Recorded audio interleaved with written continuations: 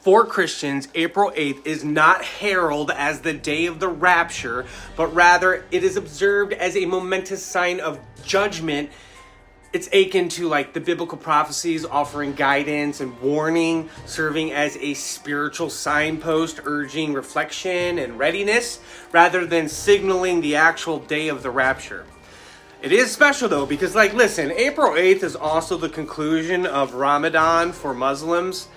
April 8th is also the reactivation day of CERN, which is viewed by some within the Christian community with a sense of foreboding. It's concerning the potential unleashing of unforeseen consequences in the quest of scientific knowledge. Fears linked to hubris, arrogance, and playing God emerge, reflecting anxieties about humanity's pursuit of knowledge that might cross divine boundaries.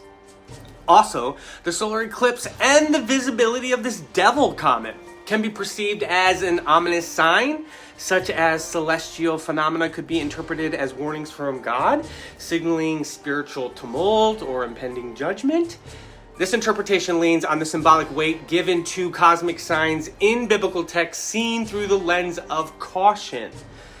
NASA's Serpent Deity mission on April 8th, despite its scientific objectives, might strike a dissonance chord due to its nomenclature and the act of launching these rockets toward a significant celestial event.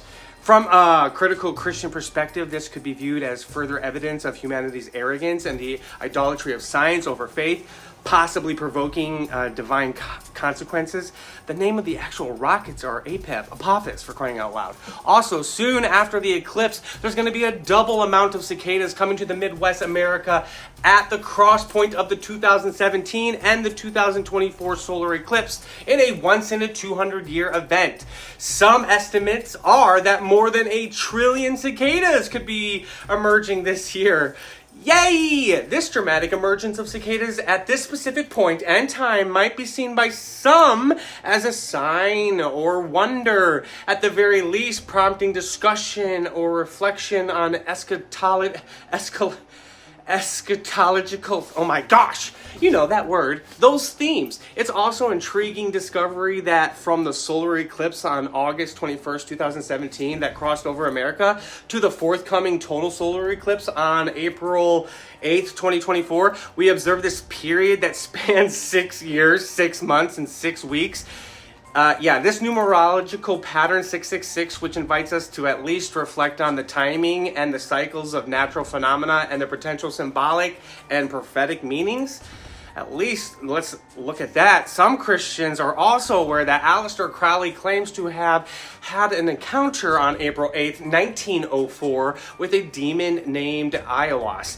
This entity credited with dictating the Book of the Law, a foundational text in Crowley's occultic philosophy religious system called Thelema. This convergence of this date and the next total solar eclipse adds layers of spiritual intrigue, I would say contemplation on the interplay between significant celestial events and their timing and spiritual experiences.